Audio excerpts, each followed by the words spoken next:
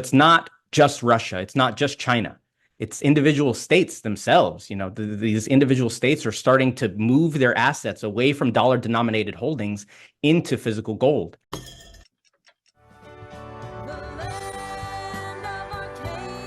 Well, hello there, my friends. Chris Marcus here with you for Arcadia Economics on what is already an exciting week with the BRICS meeting beginning on Tuesday of this week. Of course, we're not far off from the election, so there's been a lot happening in the gold and silver world.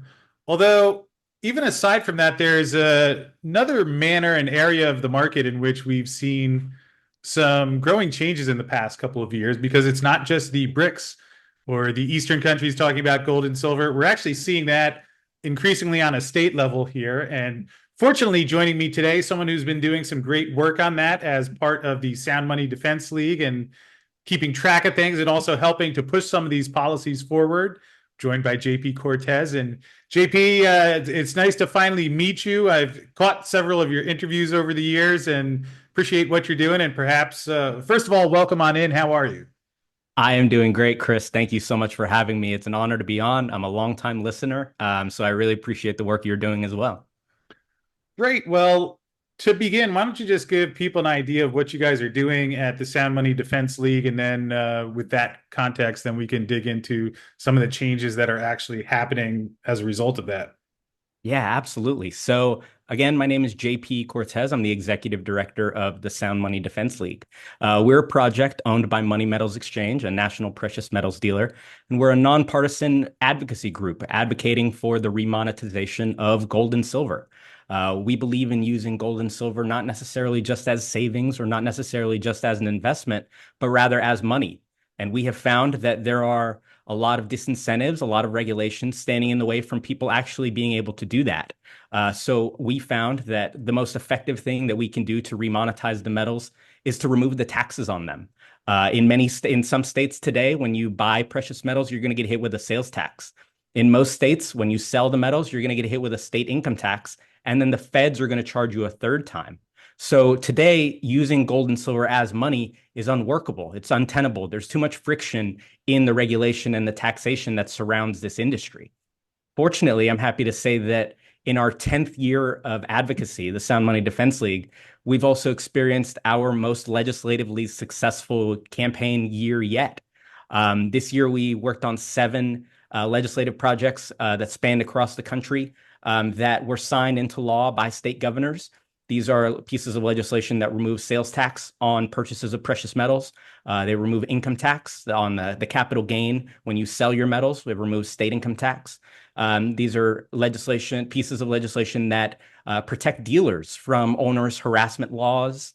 These are pieces of legislation that empower state treasurers to invest physical state funds in physical gold, in many cases held within the state. So as a result of these 7 legislative wins, as a result of what we're seeing, gold and silver hitting all-time highs, an incredibly exciting time to be in this space right now. As a result of the BRICS meeting, like you mentioned, that's happening later this week. It's not, like you mentioned, it's not a question of adversarial countries that are starting to de-dollarize, right? It's not countries that are combative or have a combative adversarial relationship with the United States that are starting to think about what it means that one single country holds the power of the global reserve currency.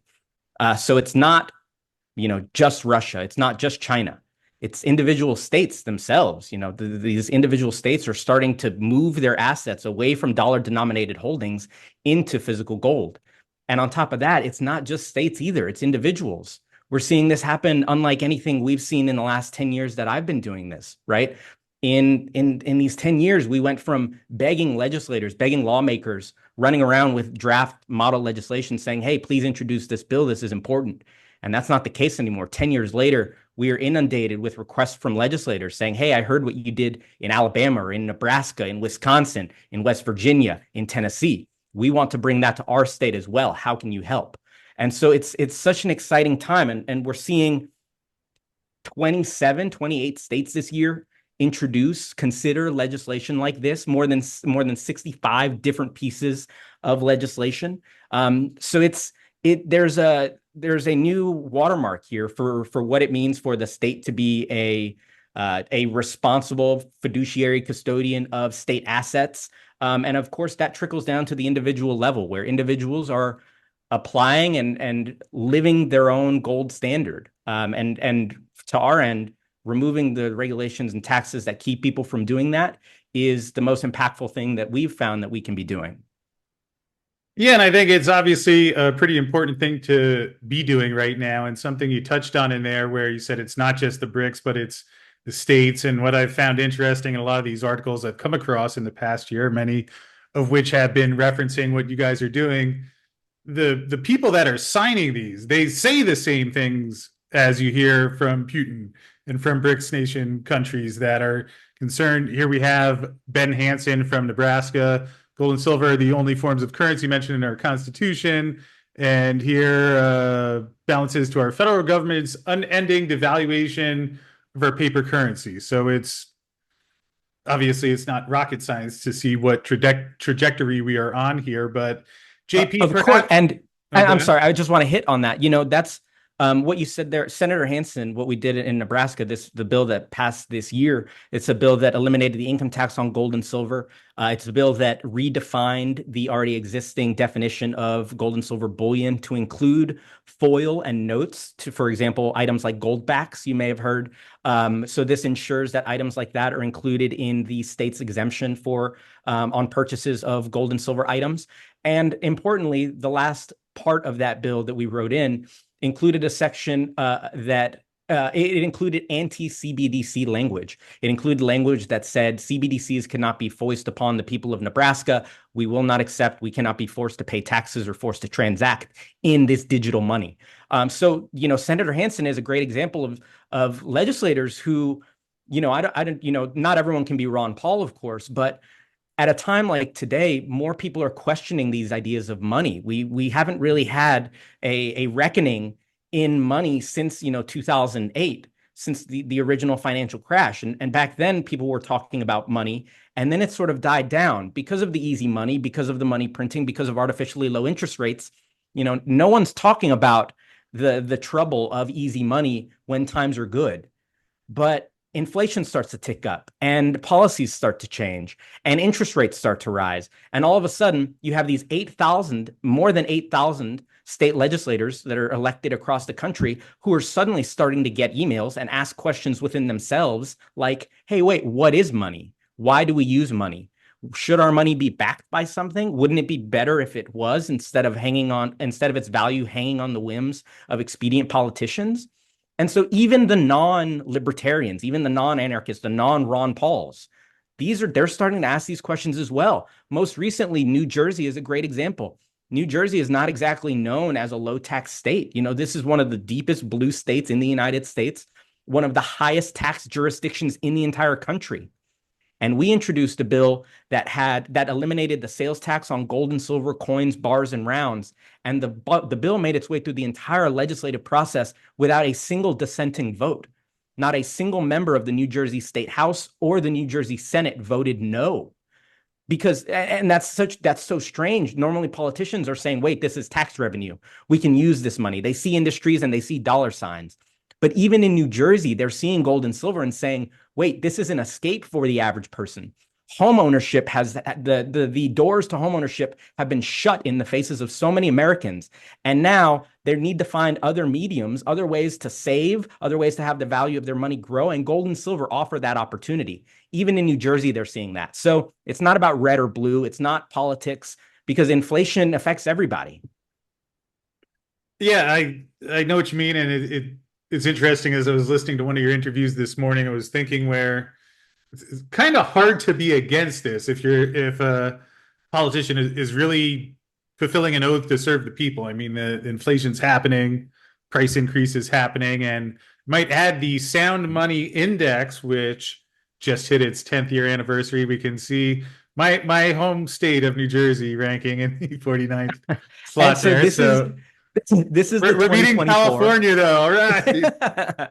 Well, California, I have to tell you, the policies there are quite insane. They have technically exempted gold and silver purchases from state sales tax in California, but there's a threshold. They say that if your order is below $2,000, the tax still applies. This is the most regressive of taxes. It's the people making those small purchases at a time, buying a couple silver dollars when they can, a couple rounds, those dollar cost averaging. Those are the people that are most harmed by one, inflation and the devaluation of the purchasing power of the dollar, but two, this tax that the state says, oh, if you're buying less than that amount, you're using it for art, you're using it as a collectible. But this is the most backwards. This is literally a tax on poor people, on poor, smaller, more modest investors. So we're working to sort of remove some of those thresholds that exist across the country as well. Yeah, and at this point, how many still have the sales tax and how many still have the income tax? At this point, we're at, with the signing of Governor Murphy earlier this year, we're up to 45 states that have eliminated the sales tax on precious metals. The holdouts that remain are Hawaii, Vermont, Kentucky, New Mexico, and Maine. So 5 states remain. Of those 5 states that remain, we're expecting legislation to be introduced in all 5 of them that would end this tax. So we're very bullish. We're looking to make this tax on purchases of precious metals extinct. We want to wipe it off the face of the earth. In the case of capital gains, this, as the success of as the success of sales tax projects has continued, we have found that now more people are asking about capital gains. Legislators that have sponsored and carried these bills to completion are now saying, okay, what else can we do? What's the next thing? And so more and more, we're seeing more and more of these capital gains bills. Currently, there are 13 states that have ended this tax on precious metals. So if my math is right, I believe that's 37 that remain.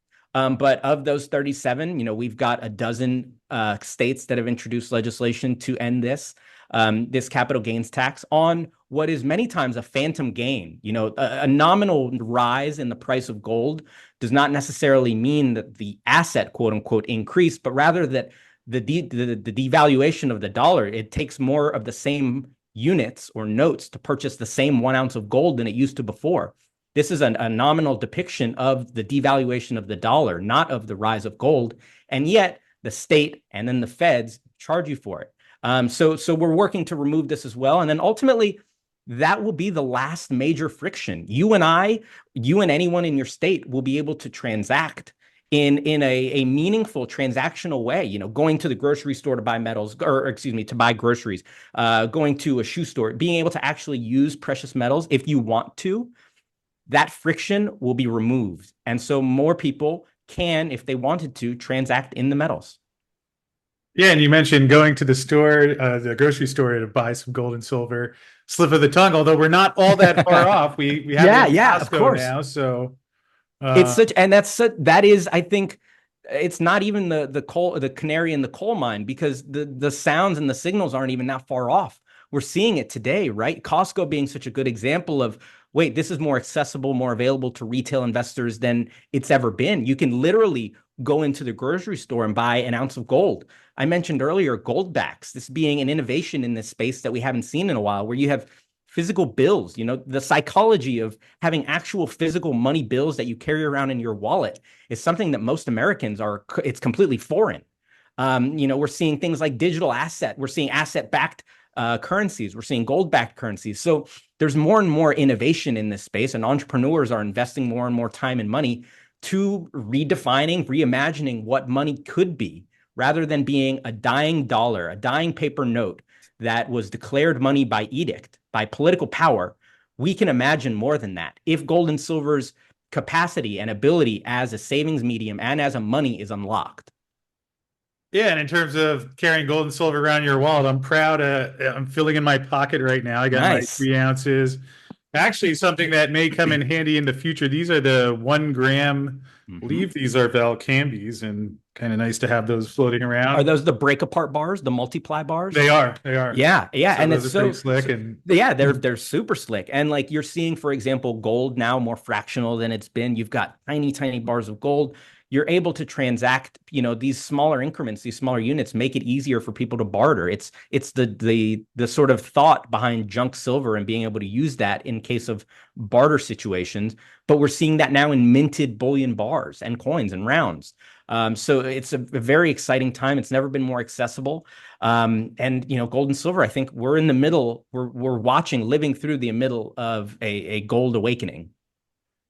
Yes, and I heard in one of your other interviews you mentioned the innovation, which we'll come back to that, and we will also come back. I told you I have one somewhat surprise. It's not a real curveball question, but before we get to that, the one other thing I wanted to ask about the states, we've seen you outline the state income tax and the sales tax. We've also seen a variety of other headlines come out in the past year in particular here in Texas to administer access to gold and silver through the bullion depository for use as legal tender.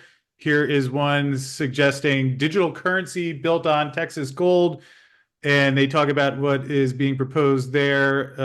Arizona Senate Committee passes bill to establish bullion depository. We've heard a couple of the states, and I'll put a few buckets here. We have one, establishing the state depository, two, investing state reserves in gold and silver, and three, something we've heard from a couple states is, especially Texas, is there going to be a step to try and get people actually using this transactionally? So anything you could comment on those? Yeah, I think so. I think ultimately all of these projects lead toward a more ubiquitous sound money, right? So anything that puts gold and silver front and center into the zeitgeist is a net positive.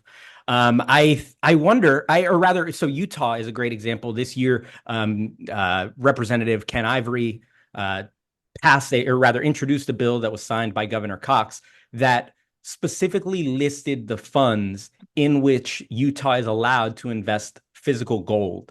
So the state's balance sheet is made up of a million different assets, and there are a million different funds. Each state has a number of different funds that consider time horizon, that consider the assets within them. And so Utah went ahead and designated the actual funds that can be invested in physical gold and silver. After having spoken to Representative Ivory several times over the last couple months, we know that they're in talks right now. I believe the amount approved was $180 million that Utah is in the process of figuring out how to best buy, to break it up in tranches, what kind of specific items. So they're in the process of working out the finer details. But yes, like you said, states themselves are investing in physical gold. Preferably, I believe, is their hope that it is held within the state. And so, the states are bolstering their pension funds, their reserve funds, their rainy day funds in physical gold. The depository piece to that is going to be something that Utah has to wrestle with. I believe BRICS or other large custodians offer some vaulting services in Utah. And like you mentioned, Texas being the first government-owned, privately well, at this point, actually, that doesn't matter because Texas ended up buying the precious metals depository back. It was originally funded by a private industry, and I believe after Texas had about $1 billion in physical gold that's stored in the teacher's pension fund, it ultimately divested from that position. The idea was, well, there are carrying costs, there are storage fees required, or that are applicable if we store our gold in New York, where Texas had been storing their gold. But because of COMEX regulations and such, they weren't allowed to pull the metals out of the banking system in New York to Texas. So Texas ultimately never brought the gold over. They ultimately ended up divesting from that $1 billion position. And now they have the depository in the state. Being able to functionally use gold and silver is a good thing, as money is a good thing if people decide they want to do that. I think that the people working on bills like that, working on even in industries, the entrepreneurs that are working in space like this, have an uphill battle ahead of them. I think Gresham's law is a real thing. And so being able to transact in good money is not necessarily something you want to do if you're able to transact in bad money. If I'm able to pay my taxes and buy groceries in fiat Federal Reserve notes, I'm not necessarily in any hurry to break open my safe and spend actual silver to buy these things. So that's a question I think that the people in that space are going to have to haggle with, going to have to fight and wrestle, and hopefully end up winning. The question on legal tender, I think, is a very interesting one. Well, And I think, JP, if I could just make one quick comment on that, sure. that's something I've heard from a lot of the companies that are doing a gold or silver backed token where everybody says they like it, but nobody wants to spend the gold and silver because they think the price is going up. Yeah, and that's the hardest part, right? And it's literally an economic law. Bad money pushes out good money. So it makes sense to hoard your good money. I know that gold and silver are money, not because the government said so, but rather because for thousands of years they have been accepted commonly as money. So yeah, I think that it's a struggle, and it's going to be hard for entrepreneurs to get around that. But I think that as the dollar continues to die, as international countries begin introducing alternatives, Zimbabwe recently had that ZIG gold-backed dollar, which is worth noting they've already devalued. Yeah. And of course, the BRICS Summit later this week, with the talk about a new gold-backed currency out of Russia, out of one of these countries, it's so enticing, and the potential for an alternative to a weaponized dollar, obviously has a lot of appeal. I will say that I think to establish a gold-backed dollar is establish a gold-backed money, I should say, is a very different thing from maintaining a gold-backed money. Maintaining gold-backed money requires immense fiscal discipline. It requires long-term planning. It requires all of the things that politicians are typically not. It requires being able to set aside all the things that we have in spades right now. Exactly. So like being able to look at your time preference or your time horizon and say, no, spending today, we will forego spending today so that we can spend tomorrow, so that we can invest in our future. This is not something politicians are necessarily wired to do, right? They have the popularity contests that they have to re-win every 2 or 4 years. So the first thing on a politician's mind is going to be getting reelected. And so that is kind of at odds with building a stable money that can't be manipulated for expedient goals. So I am hopeful, and I'm excited about all of the potential alternatives that new types of money can bring, be it digital or physical or fractional or whatever that is. Because ultimately, I think that those things will push America's stewards, the stewards of the US dollar, it will push them to be more careful, more considerate with the way that they've weaponized and treated the dollar to this point. So yeah, I think there's a lot there. Lastly, on legal tender, I think that legal tender is a sort of very kind of esoteric concept. I think that, I personally have been doing this now close to 10 years. You've been in this space. I've been watching your content for years. I'm not sure that either of us or really many other people could define legal tender for what it actually means. We know that there are the legal tender acts, of course. Lincoln back then, there were greenbacks. They wanted to circulate those as money. And, they had gold before then, and no one wanted to use paper money in lieu of actual money. So the government had to create a law. They forced by edict. They said, no, these have legal tender status now. These are paper money. They're just as good as your gold money. Use these.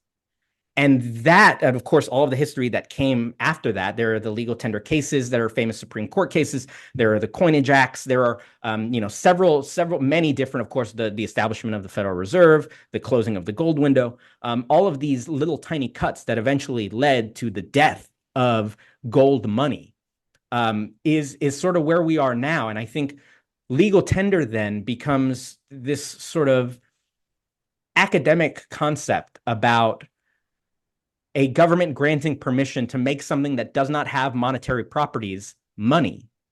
But the issue is that gold and silver are money. And in fact, if the government were to write a law or pass an executive order saying that gold and silver are not money, it wouldn't matter, because gold and silver are indeed money, the way the sky is blue, even if the government tells you that the sky is not blue.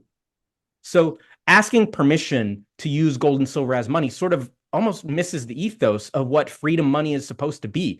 Gold and silver aren't money because it was just bestowed by, the Lord Almighty or heavens above. our dear leader did not decide gold and silver make good money. This has been the case for thousands of years. So the legal tender designation, I think in many cases, sort of misses the point, and it functionally doesn't really make a difference. It doesn't affect your tax status at all. For example, Louisiana was a state that this year passed a bill, a governor signed a bill into law saying that gold and silver are legal tender in the state of Louisiana. You still have to pay capital gains if you sell gold and silver. And if it weren't for the sales tax exemption that we helped pass in 2016, you would still have to pay sales tax on purchases of precious metals. So it has very little functional teeth. It doesn't affect the asset's tax capability or the way the asset is taxed. And so for that reason, while again, all of these efforts are good efforts, and putting gold and silver in front of legislators, the people who are ostensibly making decisions that affect all of our lives, is a good thing. But as far as we can tell, the biggest thing keeping people from using gold and silver as money is the friction of taxes. And so that's where we've devoted most of our efforts, most of our resources to eliminating that sort of structure around gold and silver. Well, that makes sense, and glad you went through that because that's a question I've had, and I'm imagining a lot of people have as well. So, JP, perhaps the last one I have for you, and this is the somewhat tricky question. What do you think this looks like 20 years from now? I mean, you've talked about, obviously we have what's going on with the BRICS. I get the feeling whether something is announced this week or not, it clearly seems like there's a large portion of the world that is aware that the current system is not working in a positive manner. And whether it's this year or some point in the future, it seems like we're getting pretty close to the break point. But obviously, everything you just mentioned about what's happening inside the United States, 10, 20 years from now, what do you imagine this monetary order will look like? What will people be doing? And obviously, that's a lot that's undetermined, but any thoughts on that? Absolutely. I think that the old saying comes to mind, when you and your friend are out in the woods and you're being chased by a bear. I don't have to outrun the bear. I just have to outrun you. And so the US dollar has a litany of points of failure, right? There are many reasons and many examples as to why the US dollar is not, it's totally drenched with counterparty risk. In the case of choosing to support someone, in the case of international countries, right? Russia didn't choose not to use the dollar. And I think that's an important point because this is true for countries with an adversary relationship and friendly countries to the United States. Russia did not choose not to use the dollar. After seizing assets and kicking them out of the SWIFT system, Russia started saying, hey, wait, maybe there should be an alternative without so much political counterparty risk. Money that is money, regardless of whether our political stances are X or Y. And, Russia and others, again, countries that are not necessarily enemies of ours, realize this great power that comes with being able to control and manipulate the global reserve currency. That said, there is no one close. There currently is no legitimate alternative to dethrone the dollar as the U.S. reserve currency. This is going to be a death by a million cuts, in my opinion, when the dollar dies, when the dollar loses its reserve currency. And then, of course, ultimately, when it dies, it will be by a million paper cuts, death by a million paper cuts. And importantly, it won't be because of Russia's actions. It won't be because of global international wars. It won't be because of the actions of the CEO of your grocery store. When the dollar dies, it will be because of actions of the United States that weaponized and pillaged their dollar until it lost complete trust across the world. The once greatest monetary instrument in the world that was backed by dollar, that created the strongest economy the world has ever seen, was weaponized and politicized and perverted to what we have today. And ultimately, that will be why the dollar dies. The epitaphs, the gravestones, they should all say that. What they will say is that, oh, there was an international, the oligarch from our faraway land, or it's supply chain issues, we can't help it, or the CEO of Kroger is greedflation. all of these things ultimately lead to the demise of the dollar. And it will ultimately be because the United States foisted itself, it foisted this upon themselves. I don't think that will happen in the next 10 years. Like I mentioned, I don't see a real legitimate contender for someone to take the place of the US dollar today. But all of these things are happening. This is all a slow moving play that we're watching play out right now. And ultimately, that is what this will culminate in. But 20 years from now, I hope that I'm not hopeful that the endless wars are going to stop. I'm not hopeful that the United States will stop either funding or actively fighting global wars of choice. I'm not hopeful that the American Social Security system or the entitlement programs that are bankrupting this country will be fixed. I'm not hopeful about any of that, if I'm being honest. But the hope is that the creation of all of these alternatives, all of these little pressure valves, will force the Federal Reserve, will force the federal government to take more care of the dollar, to be better stewards of the dollar. And I think that's what ultimately leads to a more prosperous world and a money that you don't have to worry about like I mentioned, the moods and the whims of politicians. So it's the dollar for now. That won't be the case forever. Right? It can't be. I think in the next 20 years, we'll see more inflation. We'll see the government continue to spend. We'll see deficit spending continue to grow. We'll see gold and silver continue to run the way we have the last several weeks. And as a question of sound money, I'm super bullish. I've never been more bullish than I am right now. The awakening of sound money, what that monetary system might look like 10 to 20 years from now, be it digital, be it a reversion to physical paper notes that are backed by gold or that physically are gold. But yeah, I think that the paper note, the fiat dollar, is not long for this earth.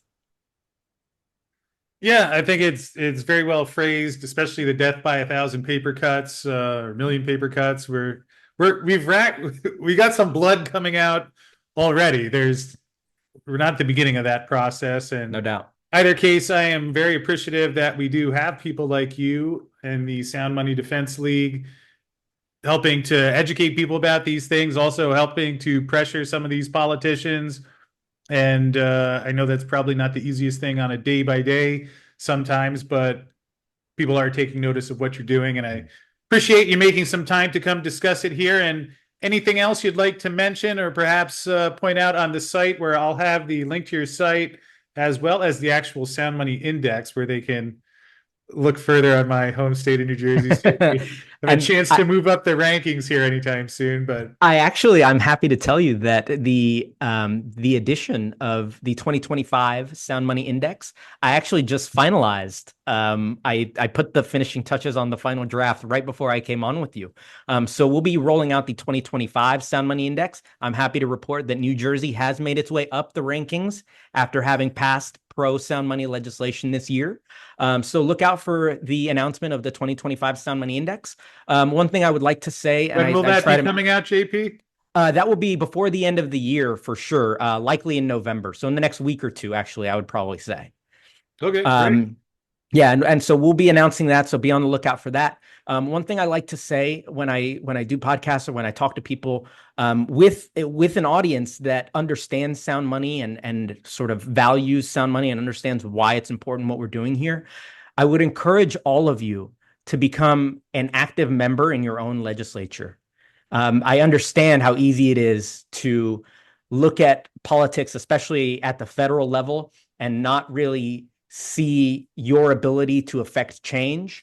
In the case of DC, you might call your congressman's office, an intern might or might not answer. They might or might not take your message down, and the congressman might or might not get your message. But I can assure you that that's not the case after having been to dozens of these state capitals.